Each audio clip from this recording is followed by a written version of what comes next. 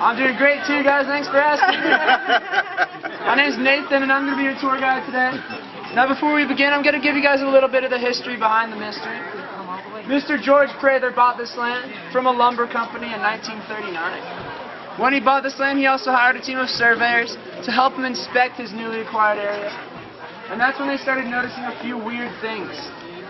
The first being that as they climbed up this hillside right here, they noticed it was about twice as hard to walk up as it should have been.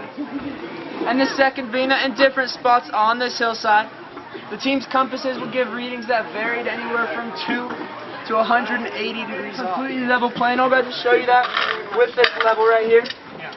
Now, in case you guys don't know how one of these works, there's a little tube in there and a bubble inside of that tube. And if the bubble stays in the center of the tube, it is a completely level surface. But if it rises towards one side, then that is the higher side. So as you guys can see, that bubble is moving around freely. I have not frozen it in the center. I'm not trying to... Most people will believe me, alright? It's good, it's good. I'll go ahead and switch it around there just to show you guys that I have not rigged the level in any way. You can see this. More people don't believe me now. Alright. I'll go ahead and show you on this back one. That is level as well. Now if I can... Oh, no, it's good. It's built to last. Now, if you guys look straight ahead, we're going to look at their height. So right now you're looking just a little under his nose. So he is a bit taller. Now if you two would switch places for me. You'll see that as he has entered the mystery spot, he's actually lost some height. And as he's exited, he's actually grown back to his original height. You guys can see now, he's looking just about at his forehead. Now that's a few inches in height difference, guys. So let's give him a round of applause. Alright. For your safety and convenience, please feel free to use it. Follow me up the hill, guys.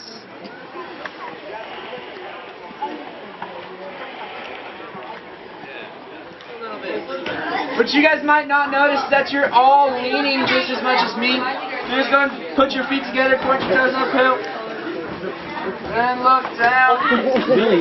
You'll notice you guys look like a bunch of smooth criminals. Now go ahead and point your toes towards the cabin. It's because this cabin behind me is actually leaning in the opposite direction. Why the cabin stops right here? Go ahead and show you what I have back here. I'm going to need you guys to give a big ooh and a big ah. You guys think you could do that for me? Yeah. Very good. Sounds good practice. Now, may I present to you, for you, if not millions, it's the Board of Mystery!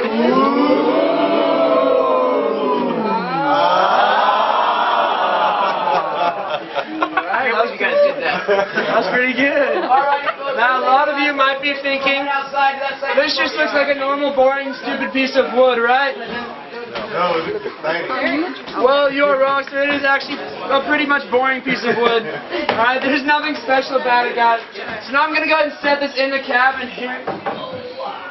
And, by show of hands, who thinks this board's completely flat and level? Alright, no one? Who thinks that this is the higher side?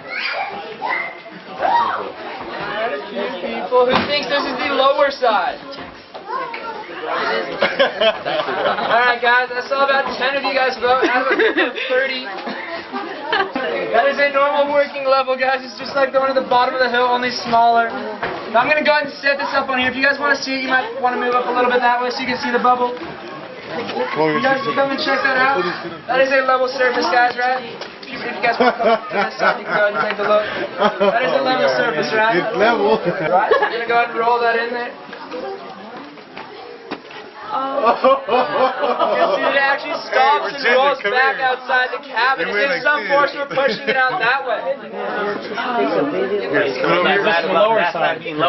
This is a level board. Completely level board. Now, some people might think that I've rigged the board.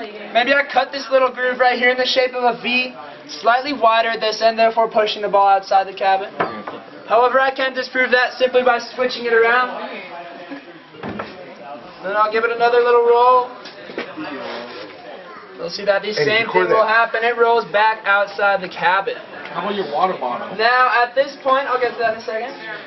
A lot of people here don't seem to trust me. They think that I've done something to this ball right here. So does anyone else have anything cylindrical? Like, guys, though, one more time, you may feel dizzy or nauseous.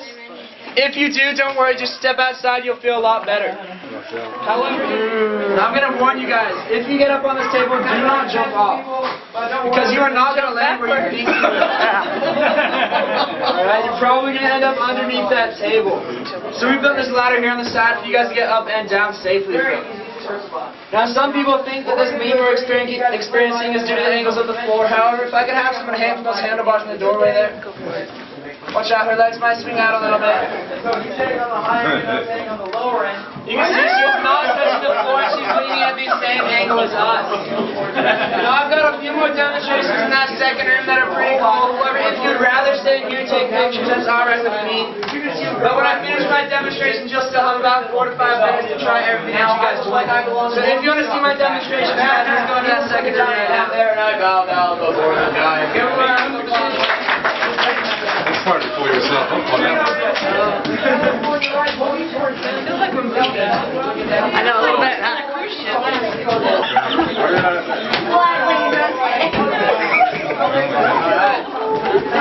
Now, for those of you who don't know, this is a pendulum, and what a pendulum does is it hangs straight down and it swings an equal distance in both directions. And according to the Coriolis effect, all pendulums in Northern America rotate clockwise. So I'm going to stand here as a reference point, and I'm going to give it a push this way. Alright guys, I'm sorry. You can see that it swings a bit farther towards the outside corner than it does towards the inside.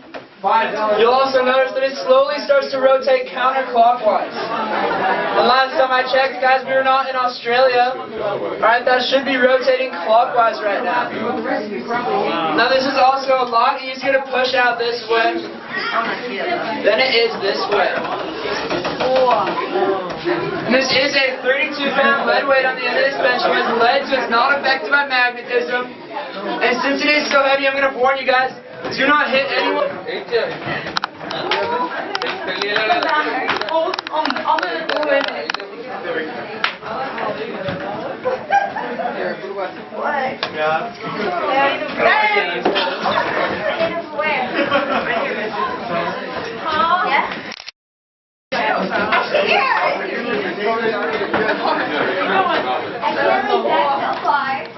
you backspin on this, we'll try.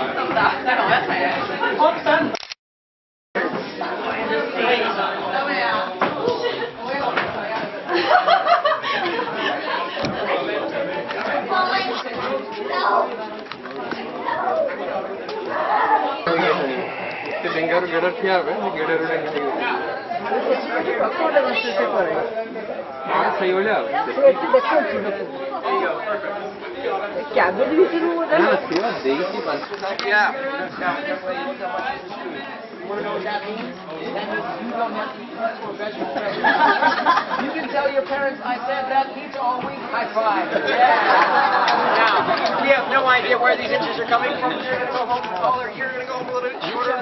But now you know a little something about cows, don't you? Give them a round of applause, guys. Thank you all very much. Swords are letting it light at a weird angle, making it look like they've been bending and leaning a lot like how a straw bends in a glass of water. However, I actually saw a lot of you guys looking out for that hole in the ozone layer just now. And I really don't know what you guys are hoping to find up there for 2 reasons. One, and most importantly, it's cloudy today. You can't even see the sky. Number 2, ozone is just air. You can't see it anyways. No matter how hard you try, these young guys have an excuse